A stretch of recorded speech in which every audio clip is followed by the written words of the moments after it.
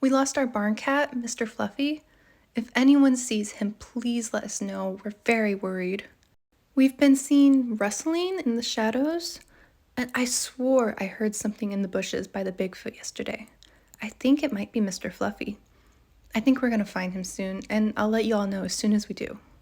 We found Mr. Fluffy.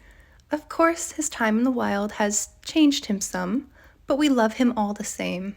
From his bright red eyes to his two teeth-covered tails, we love him. I think we'll mostly be keeping him in the staff break room now.